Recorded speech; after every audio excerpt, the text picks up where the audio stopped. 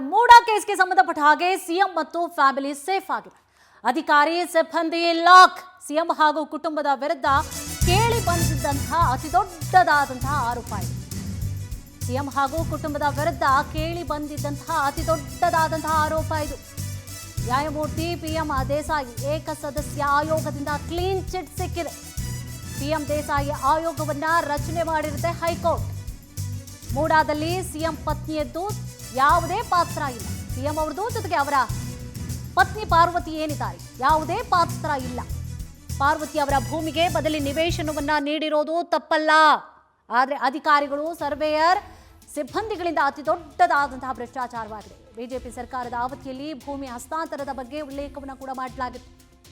ಅಧಿಕಾರಿಗಳ ಮೇಲೆ ಕ್ರಮ, ನಷ್ಟ ವಸೂಲಿಗೆ ಆಯೋಗ ಶಿಫಾರಸನ್ನು ಕೂಡ ಮಾಡಿದೆ. 2006ರಿಂದ 24ರವರೆಗೆ ನಡೆದಂತಹ ಬೆಳವಣಿಗೆ ವಿಚಾರಣೆಯನ್ನು ಕೂಡ ನಡೆಸಲಾಯಿತು. ನಿನ್ನೆ ಕ್ಯಾಬಿನೆಟ್ ಸಭೆಯಲ್ಲಿ ಆಯೋಗದ ವರದಿ ಒಪ್ಪಿಗೆ ಆಗಿದೆ. ಸಿಎಂ ಕುಟುಂಬದ ಮೇಲೆ ಬಂದಿದ್ದಂತಹ ಬಹುದೊಡ್ಡದಾದಂತಹ ಆರೋಪ ನಿರಾಧಾರವಾಗಿದೆ. ಮೂಡಾ ಕೇಸ್ನಲ್ಲಿ ಪಾದಯಾತ್ರೆಯನ್ನು ಕೂಡ ನಡೆಸಿತ್ತು ಬಿಜೆಪಿ ಮತ್ತು ಜೆಡಿಎಸ್ಗೆ. ಇದೀಗ ಹಿನ್ನಡೆ ಕೂಡ ಆಗಿದೆ. ಪ್ರಕರಣದಲ್ಲಿ ಇಡಿ ಕೂಡ ಮಧ್ಯಪ್ರವೇಶವನ್ನು ಕೂಡ ಮಾಡಿರುತ್ತೆ. ಲೋಕಾಯುಕ್ತ ಮತ್ತು ಇಡಿ ಎರಡೂ ಕೂಡ ಬಂದಿರುತ್ತೆ, ವಿಚಾರಣೆಯನ್ನು ಕೂಡ ನಡೆಸಿರ್ತಾರೆ. ಇದೀಗ ಸಿಎಂ ಹಾಗೂ ಕುಟುಂಬಕ್ಕೆ ಕ್ಲೀನ್ ಚಿಟ್ ಸಿಕ್ಕಿದೆ. ಇದೇ ವಿಚಾರಕ್ಕೆ ಸಂಬಂಧಪಟ್ಟ ಹಾಗೆ ಹೆಚ್ಚಿನ ಡೀಟೇಲ್ಸ್ ಅನ್ನು ಕೂಡ ನೀಡ್ತಾ ಹೋಗ್ತಾರೆ ನಮ್ಮ ಪ್ರತಿನಿಧಿ ಆನಂದ್. ಆನಂದ್, ಈಗಾಗಲೇ ಸಿಎಂ ಮತ್ತು ಅವರ ಕುಟುಂಬಕ್ಕೆ ಕ್ಲೀನ್ ಚಿಟ್ ಸಿಕ್ಕಿರುವಂತಹ ವಿಚಾರಕ್ಕೆ ಸಂಬಂಧಪಟ್ಟ ಹಾಗೆ ಏನಿದೆ ಅಪ್ಡೇಟ್ಸ್? ಜೊತೆಗೆ ಒಂದು ರೀತಿಯಾಗಿ ಬಿಜೆಪಿ ಮತ್ತು ಜೆಡಿಎಸ್ಗೂ ಕೂಡ ಇದರಿಂದಾಗಿ ಭಾರಿ ಹಿನ್ನಡೆ ಕೂಡ ಆಗಿದೆ ಅಲ್ಲ?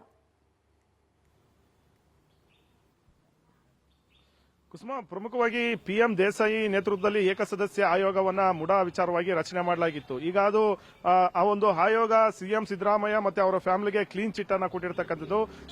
ಬದಲಿ ಸೈಟ್ ಅನ್ನ ತೆಗೆದುಕೊಂಡಿರ್ತಕ್ಕಂಥ ಹಿನ್ನೆಲೆಯಲ್ಲಿ, ಜೊತೆಗೆ ಪರಿಹಾರ ರೂಪದಲ್ಲಿ ಅವರು ಜಮೀನನ್ನ ತೆಗೆದುಕೊಂಡಿರ್ತಕ್ಕಂಥದ್ದು ಯಾವುದೇ ರೀತಿಯ ಲೋಪ ಇಲ್ಲ, ಹಂಚಿಕೆ ಮಾಡಿರ್ತಕ್ಕಂಥದ್ದು ಸರಿಯಾಗಿದೆ ಅಂತ ಏಕಸದಸ್ಯ ಆಯೋಗ ವರದಿಯನ್ನ ಕೊಟ್ಟಿರ್ತಕ್ಕಂಥದ್ದು. ಈ ವಿಚಾರವಾಗಿ ನಿನ್ನೆ ನಡೆದಂತ ಸಚಿವ ಸಂಪುಟ ಸಭೆಯಲ್ಲಿ ಗಂಭೀರವಾದಂತಹ ಚರ್ಚೆ ಆಯಿತು.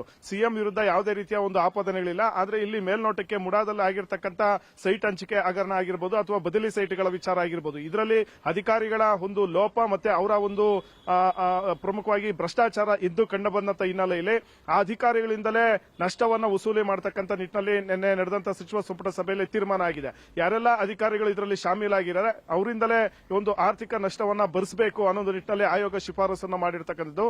ಹಾಗಾಗಿ ನಿನ್ನೆ ನಡೆದಂತ ಸಚಿವ ಸಂಪುಟ ಸಭೆಯಲ್ಲಿ ಇಂಥದೊಂದು ಮಹತ್ವವಾದಂತಹ ನಿರ್ಧಾರವನ್ನು ತೆಗೆದುಕೊಳ್ಳಲಾಗಿದೆ. ಪ್ರಮುಖವಾಗಿ 2020ರಿಂದ 2024ರವರೆಗೆ ಮುಡಾದಲ್ಲಿದ್ದಂತ ಆಯುಕ್ತರಾಗಿರಬಹುದು ಅಥವಾ ಹಿರಿಯ ಅಧಿಕಾರಿಗಳು, ಸಿಬ್ಬಂದಿ ಮತ್ತೆ ಸರ್ವೇಯರ್ಗಳೇನಿದ್ದಾರೆ ಇವರೆಲ್ಲರೂ ಕೂಡ ತಪ್ಪಿತಸ್ಥರು ಅಂತ ಮೇಲ್ನೋಟಕ್ಕೆ ಗೊತ್ತಾಗಿರ್ತಕ್ಕಂಥದ್ದು.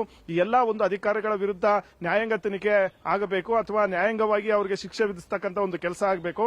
ಇದೇ ಅಲ್ಲದೆ ಪ್ರಮುಖವಾಗಿ ಇಲಾಖಾ ಮಟ್ಟದಲ್ಲಿ ಉನ್ನತ ಮಟ್ಟದ ತನಿಖೆ ಆಗಬೇಕು ಅನ್ನೋ ಒಂದು ಶಿಫಾರಸನ್ನು ಕೂಡ ಆಯೋಗ ಮಾಡಿರ್ತಕ್ಕಂಥದ್ದು. ಹಾಗಾಗಿ ಈ ಒಂದು ವಿಚಾರದಲ್ಲಿ ಪ್ರಮುಖವಾಗಿ ಸರ್ಕಾರನೂ ಕೂಡ ಇದನ್ನ ಗಂಭೀರವಾಗಿ ತೆಗೆದುಕೊಂಡಿದೆ.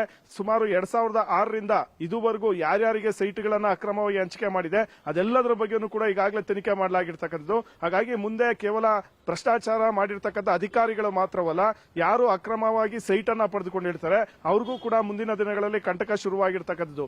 ಈ ಒಂದು ಪ್ರಕರಣ ಏನಿದೆ ಇದು ಪ್ರಮುಖವಾಗಿ ಕೆಸರೆ ಗ್ರಾಮದ 464 ಸರ್ವೆ ನಂಬರ್ನಲ್ಲಿ ಜಮೀನನ್ನ ಡಿನೋಟಿಫೈ ಮಾಡಲಾಗಿತ್ತು. ಆ ಡಿನೋಟಿಫೈ ಮಾಡಿರ್ತಕ್ಕಂಥ ಜಮೀನನ್ನ ಮುಡಾ ಅಧಿಕಾರಿಗಳು ಬಳಸಿಕೊಂಡಿದ್ರು. ತದನಂತರ ಅದು ತಪ್ಪು ಅಂತ ಗೊತ್ತಾದ ಮೇಲೆ ಅವರಿಗೆ ಪರಿಹಾರ ರೂಪದಲ್ಲಿ ಈ ಒಂದು ಸಿಎಂ ಸಿದ್ದರಾಮಯ್ಯನವರಿಗೆ ಅವರ ಕುಟುಂಬಕ್ಕೆ ಪರಿಹಾರ ರೂಪದಲ್ಲಿ ಜಮೀನನ್ನ ನೀಡಲಾಗಿತ್ತು. ಹಾಗಾಗಿ ಇದರಲ್ಲಿ ಯಾವುದೇ ಒಂದು ಲೋಪ ಇಲ್ಲ ಅಂತ ವರದಿ ಬಂದ ಹಿನ್ನೆಲೆಯಲ್ಲಿ ಇಂಥದ್ದೊಂದು ಮಹತ್ವದ ನಿರ್ಧಾರವನ್ನ ಇವತ್ತು ರಾಜ್ಯ ಸರ್ಕಾರ ಕೈಗೊಂಡಿದೆ. ಕುಸುಮ, ಥ್ಯಾಂಕ್ ಯು ತಮ್ಮೆಲ್ಲ ಡೀಟೇಲ್ಸ್ಗಾಗಿ.